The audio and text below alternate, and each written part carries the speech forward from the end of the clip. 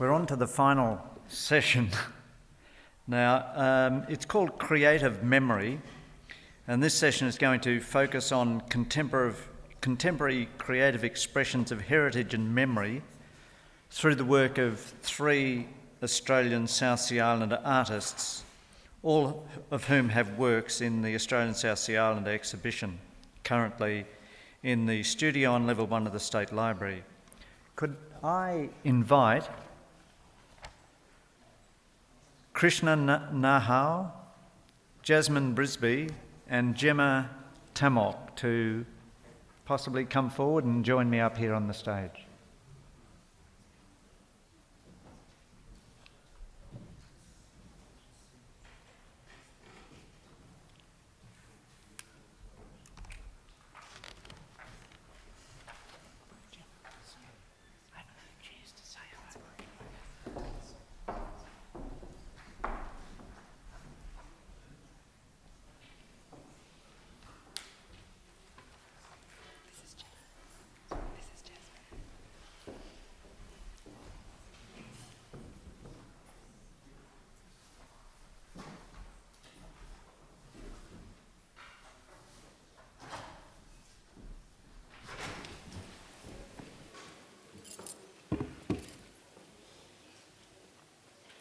I might just quickly start moving through our three guests up here.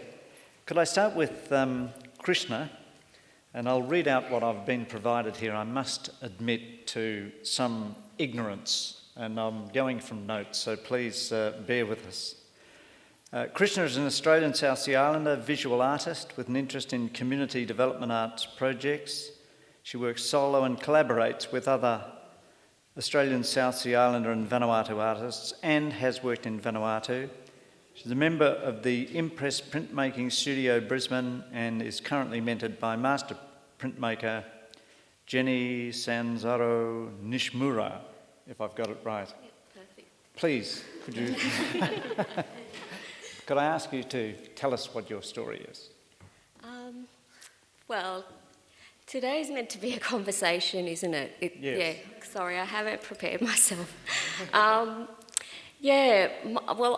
My story is that I did go to art school. I grew up living with my grandmother in Bowen, and I went to art school and pretty much didn't enjoy it and just dropped out of the whole art making process. And but then after getting an illness where I almost died from that, and then that brought me back to my purpose in life, and my purpose is to be an artist, and creativity, that creative expression is my way of telling my story. And I grew up living with my grandmother up in Bowen, and just from following her around and going to different meetings and sitting under the tables, sleeping under the tables at meetings, and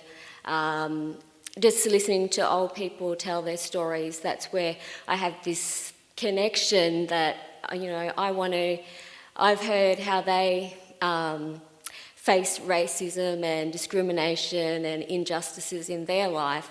And for me, it's such an open wound, everything, their history, and, today for me it's not about celebrating. Like, for some people it is about celebrating, but for me and my artwork it's about healing, and it's about just trying to recognise their hurt before I as an artist can move forward with my art. So my art is sort of, I sort of look back at what's happened in Australia and the Queensland government action plan in 2000 for South Sea Islanders. So I left art, and then after being ill and close to death, and that's why I shake today, because of the harsh medication that I've had to have. I sort of realised that, art's my purpose. What's changed since 2000? Nothing. You know, I went to hospital, I tick a box that says I'm Australian South Sea Islander. But of all those recommendations, what has happened in 2000? Since 2000, nothing really has happened.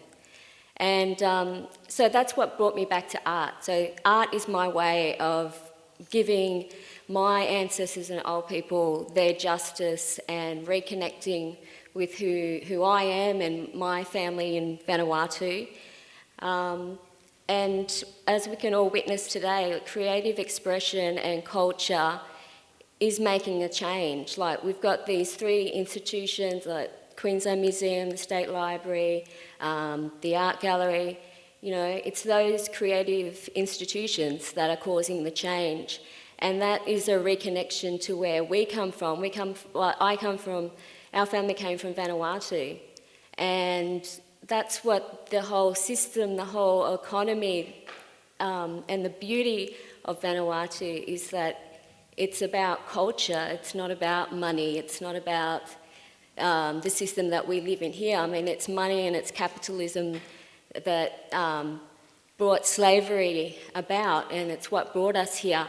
And I think now, us coming together, it's not so much for me going and talking to government. It's like just getting out there and making your art, or coming together like this. And like, I've been doing an artist in residency at Brisbane Girls Grammar School, and that was just serendipity, you know, talking to one person and just going ahead and doing it. And then from there, like, that school, they've been... the history teacher at that school was the one that sort of started the conversation and got the Year 9 Blackbird into the history curriculum, into the national curriculum. And by being present there and putting yourself out there, instead of that curriculum rolling out next year, they're going to roll it out 6 months earlier. And, you know, that's what I've just found in the community, is that in the community, people want to know. They're so interested to know. And now that school invites me or any person to come back and tell their story. So for me, my art is just making that connection, that journey and that serendipity, and just meeting people and connecting. And culture is like, for me, culture and creative expression is the way that we can move forward.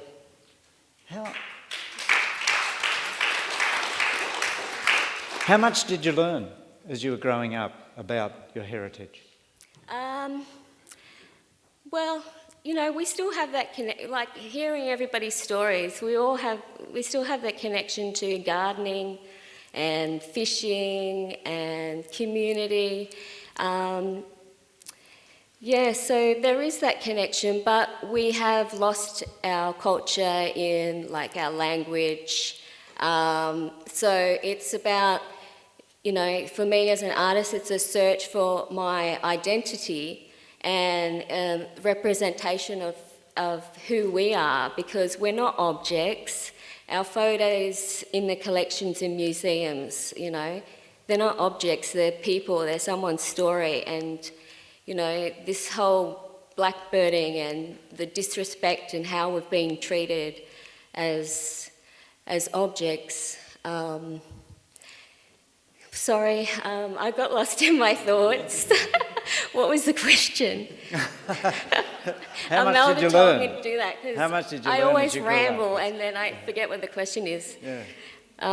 Sorry? How much did you learn as you were growing up about that history? Well, my grandmother was in Australian South Sea Islander United Council, so I did hear things, and just being present, like sleeping under the tables. Yep. That's where I heard things, and, you know, heard stories of racism and kids, you know, getting hit at school, and, you know, just hearing about the racism. And yeah, and she knew where her father came from, like, and she called him Bumbu, and so, you know, I have quite a few connections with Vanuatu, but... Have you been back? Yeah, yeah, I went back in 1995. Right. And but with my grandmother, she didn't want me to go back there. And I found like a lot of old people, they don't want to go back there because they're scared of magic or whatever. And so she was against me going back there, and she's like, give you advice like, don't let anyone stand on your shadow, don't let anyone brush your hair, because something bad's going to happen to me. When we go back home to Pauline's village, if ever I get sick, all the people are saying to Pauline, look, take him away, get him out. We don't want him to die here. If he dies here, we're going to be in trouble. Jasmine Brisby has a diploma in visual arts from the South Bank Institute of Technology and is now doing a fine arts degree at Griffith. Could we hear your story? Yes. I'm a fourth generation descendant. I'm a Togo. I actually go under Togo Brisby now because it's never felt right going under my white name my whole life, and just in the last 12 months I decided I was going to change it and be both. Because I grew up with my South Sea family. I never grew up with my white family, so for me, I struggled with identity as it was from the get-go because nobody believed that A, I was black, and B, they didn't know what a South Sea Islander was either. So that's sort of my starting point. I was born in New South Wales. My family is all in Tweed Heads. We moved up to Townsville when I was about 8 years old and stayed there until I was about 24. Growing up in Townsville, most of you know, there's a high population of Aboriginal and Torres Strait Islanders, and just going to school, I went to Garbutt School, if anybody knows Garbutt, it's... I'm a Townsville boy. So, there was, it was sort of, we were pushed out of that circle as well, it sort of never had a place as a South Sea Islander. Just... struggling with that, and then my mum, Christine Togo, she worked for TAMA, Townsville Aboriginal and Islander Media Association. Also went through the similar struggle, when they found out that she was a South Sea Islander, which she never hid, by the way. She copped a lot from that as well, but she ended up being able to stay.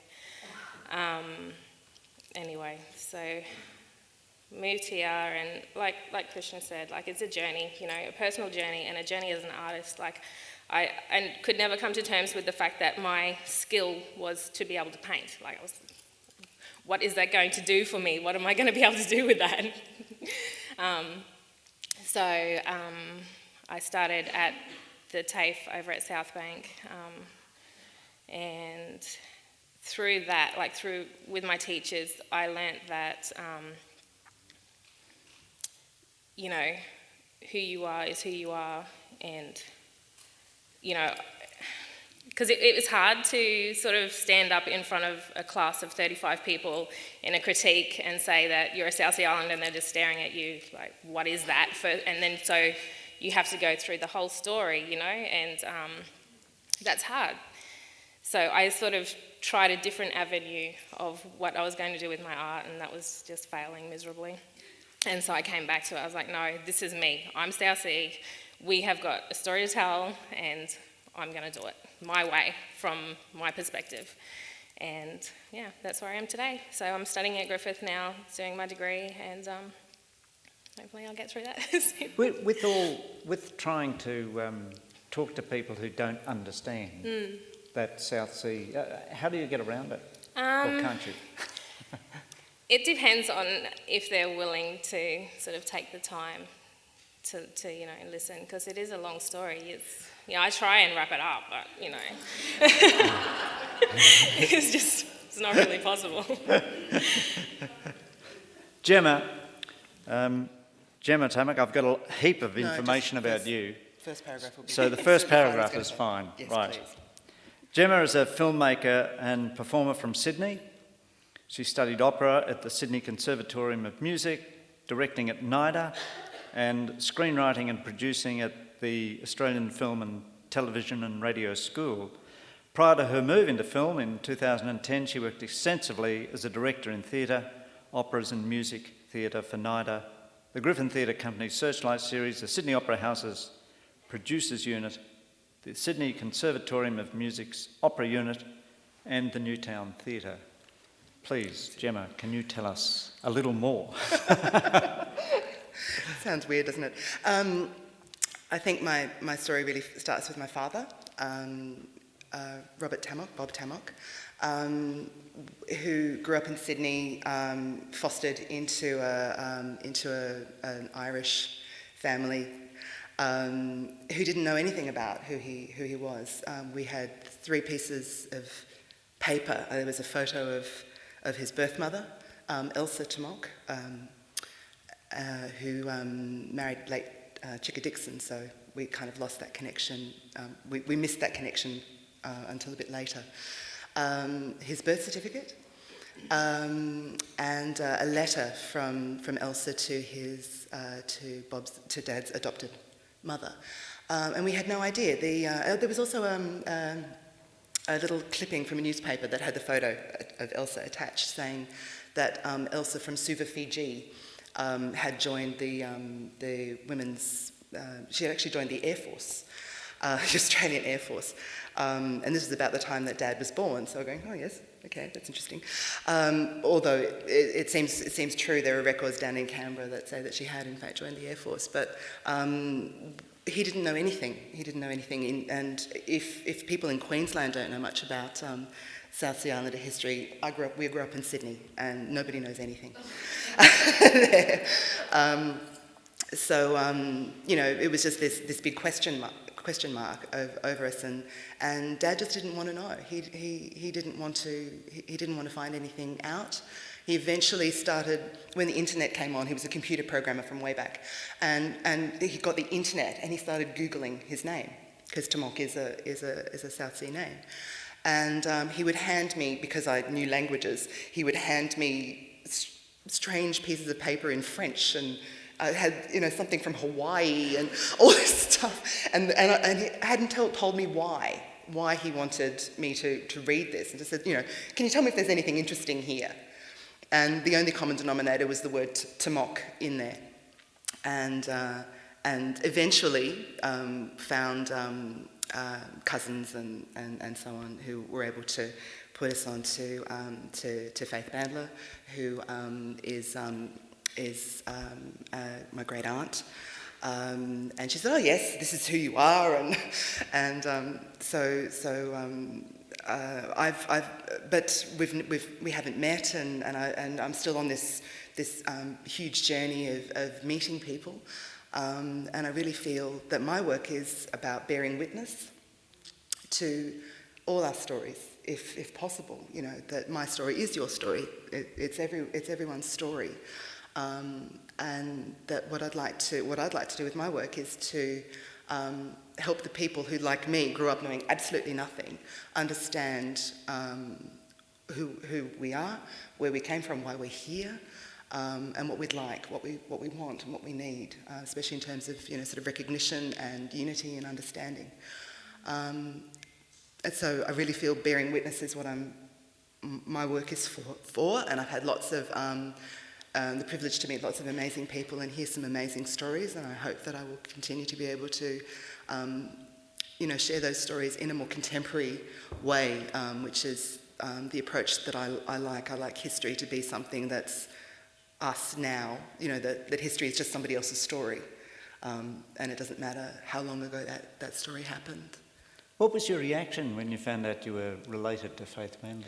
I had to find out a little bit more about who she was, because she was. Well, I was confused because she's referred to as an Aboriginal activist. So I made an assumption that I think most people who are not South Sea make, that she's in fact Aboriginal. So it took me a little while to, I had to dig a lot to find out what was going on, and it's an amazing story. It's a really sad and painful story, and it's a privilege to be able to share even one of those stories. Yeah, So, well, could you tell us a little more? About whose story? Well, about that, about you discovering, the journey, discovering all of that. The first person, the first person I met was Chicka Dixon, who was a regular at NIDA. I was at NIDA at the time, and people put me in contact with him, and I said I didn't want to say who I was because Elsa had my father before she was married to him, so I wasn't sure what he knew. So I sort of said I'm a relative of Elsa's, of Lee's, because she was also called Auntie Lee and Lee Fan, and can I come and talk to you? And he said, yeah, sure, come over, and so I spent 3 hours sitting on his floor, hearing stories about Elsa and Sol Belair and a whole bunch of people who I'd sort of now knew something about. By that stage, I'd done my research.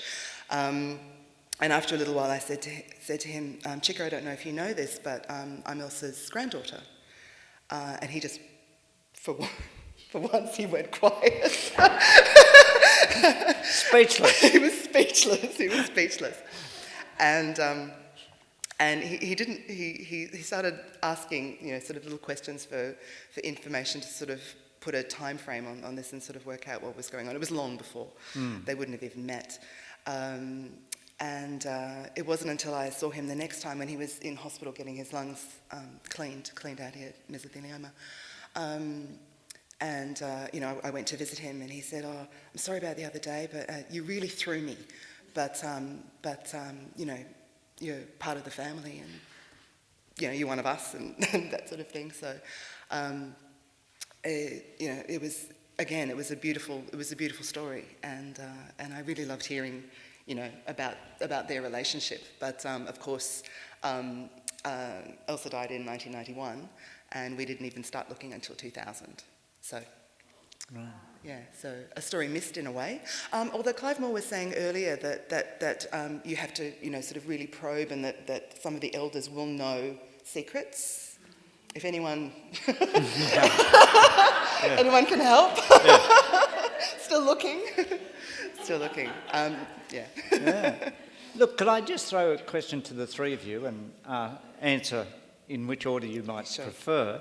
But with your art, what's your audience? Who is your audience? Is it the South Sea Island community or the general community? Who do you think you're aiming at? Sorry. Yeah. The Phantom.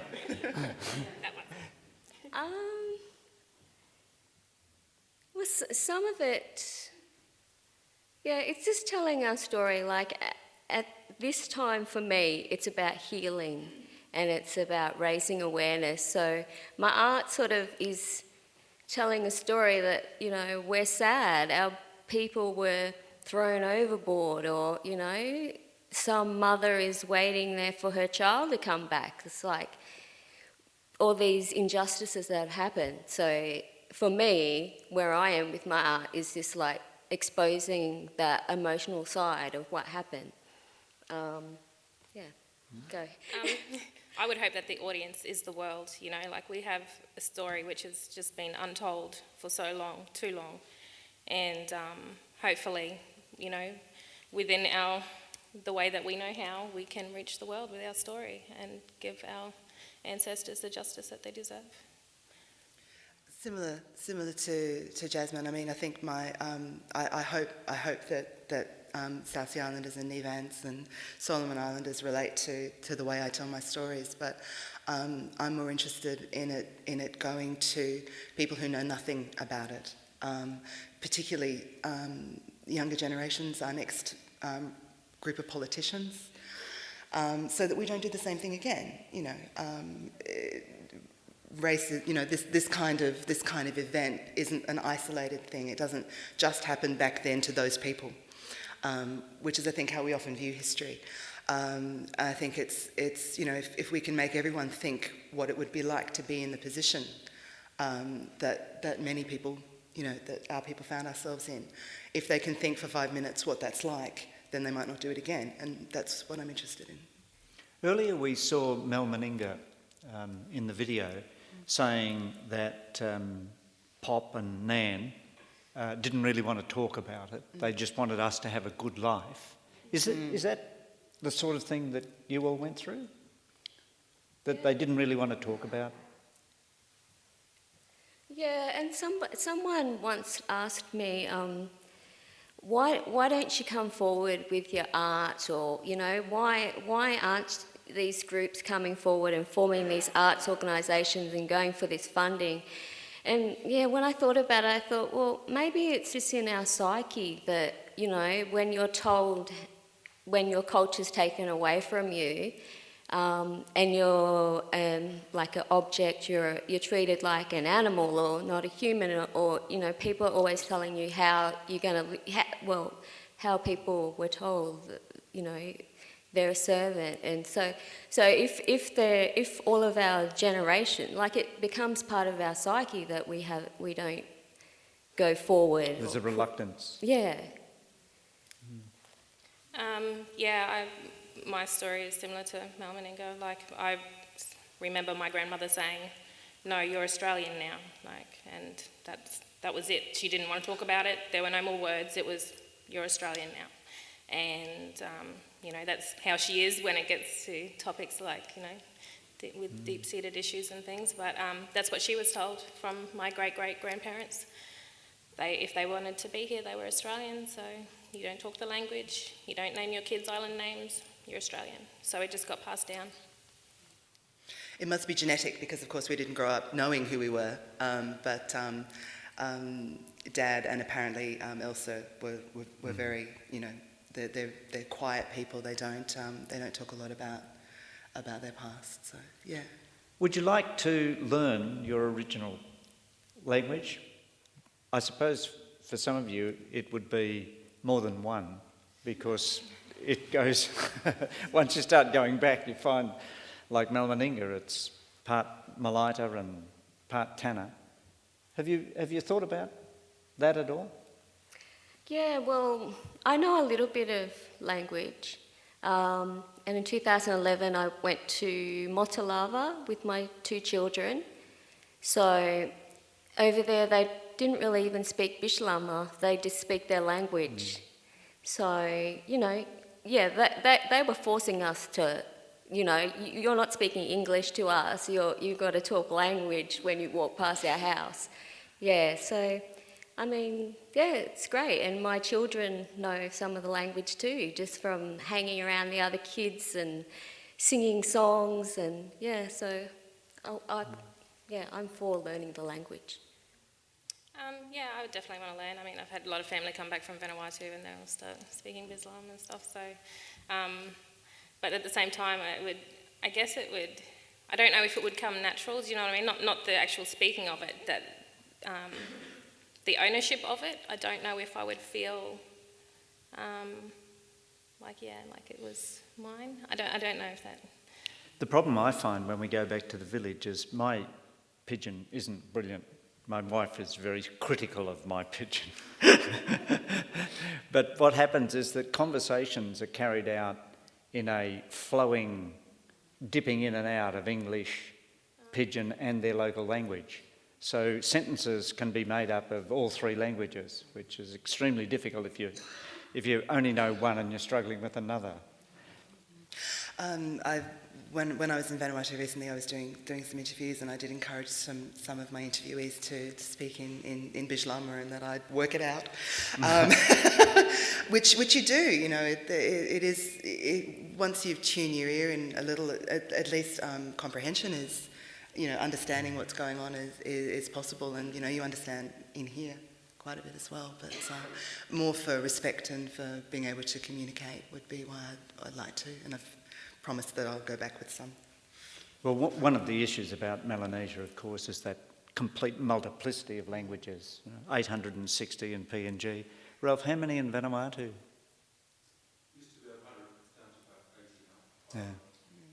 And Pauline's father's language has actually disappeared because about 120 years ago, one of Pauline's comes from the Chiefley family, and the chief at the time wanted to take action against his younger brother who was fooling around with one of the other brother's wives, which in those small village societies creates enormous problems.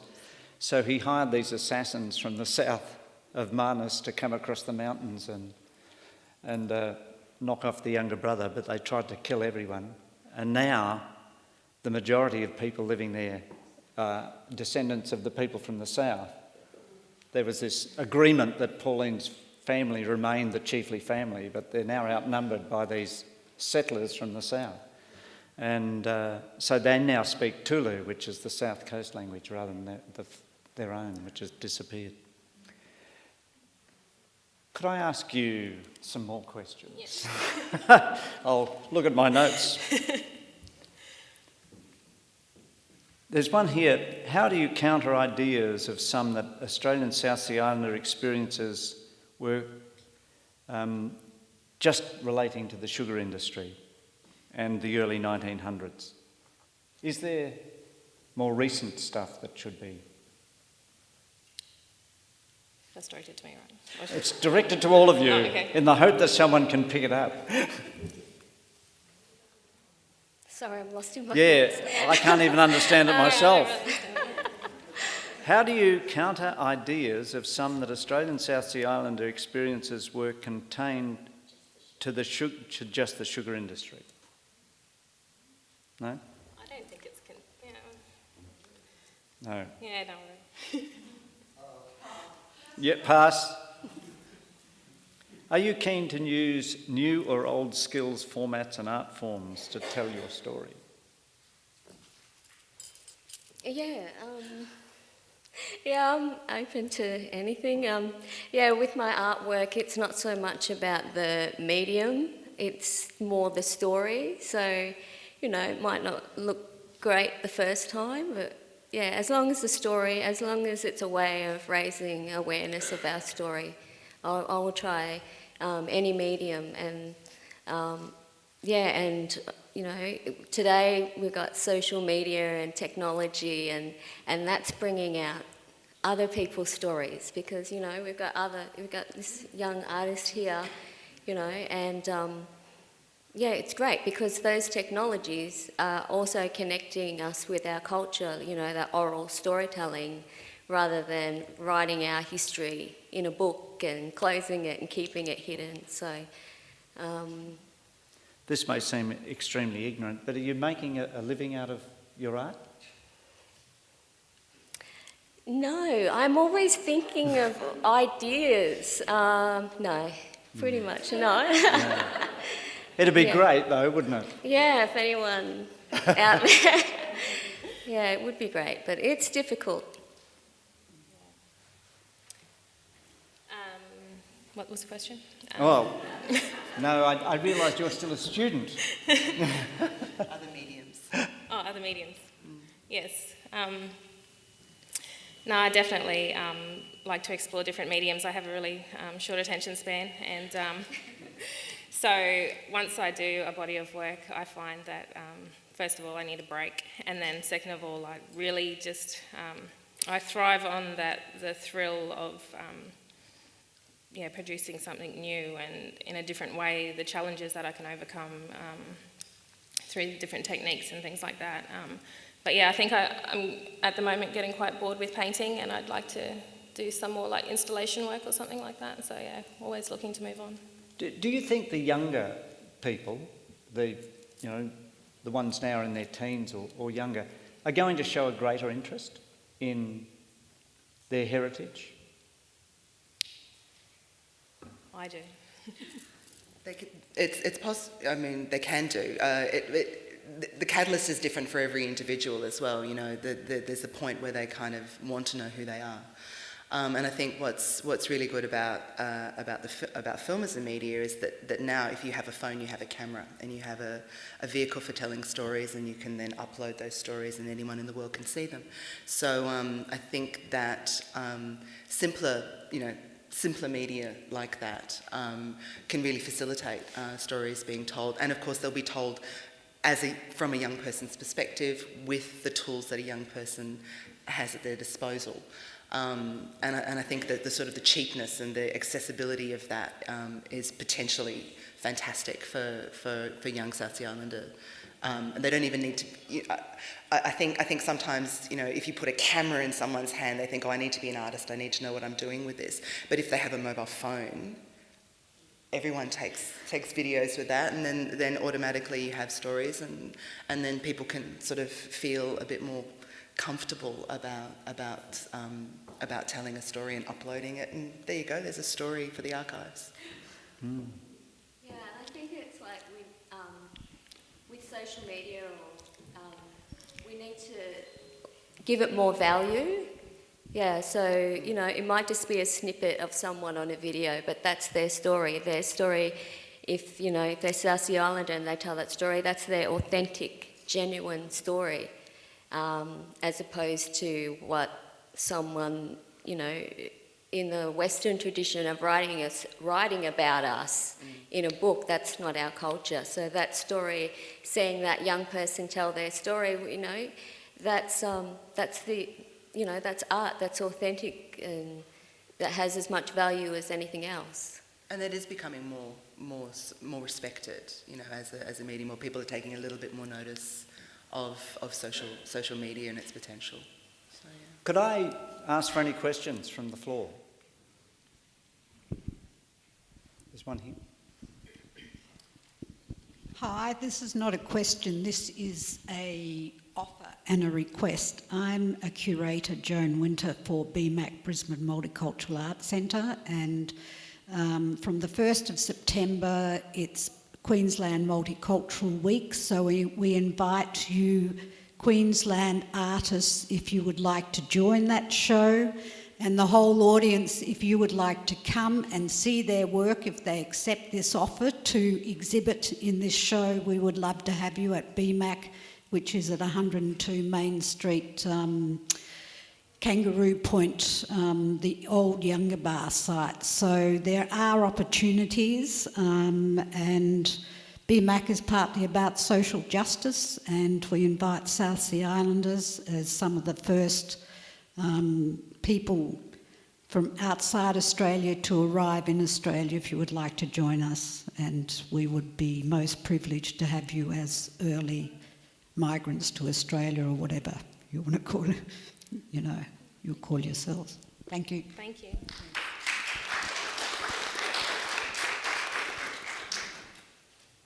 Yeah, that would be fitting actually, because Younger Bar, that place has a connection with South Sea Islanders. I think it was like the first, they were brought there to that place to be registered, or when they were being deported, that was the place they were taken to. Deported, yeah. So this is a return. Yeah, it's that connection there. So please talk to me after. We will. How do you three feel about this month and the events that have been organised to highlight this 150th? There's a lady, Elsa Rowley. Is she here? Well, yeah, for me, it's taken someone that's not South Sea Islander who's done something creative, in keeping with her culture. She's written a book. But that through sharing her story, she's brought out the awareness that, a lot of people didn't know that the first legislated indentured labourers came here 150 years ago. So, yeah.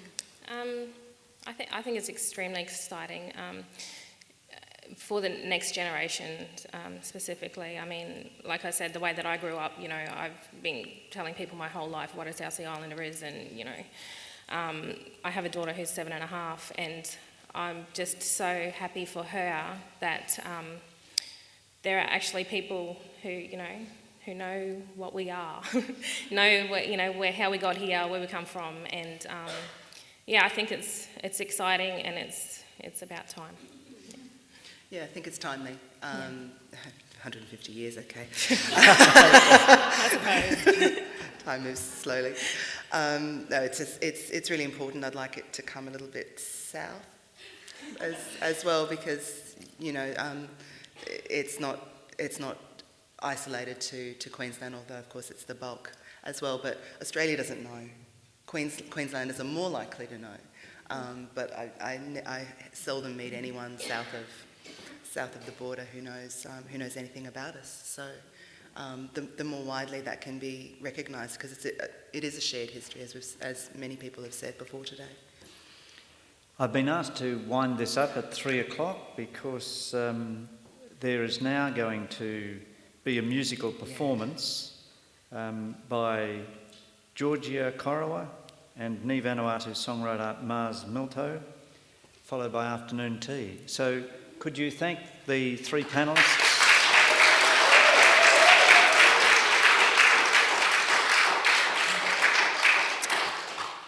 And I think we move on to... Can we Sorry.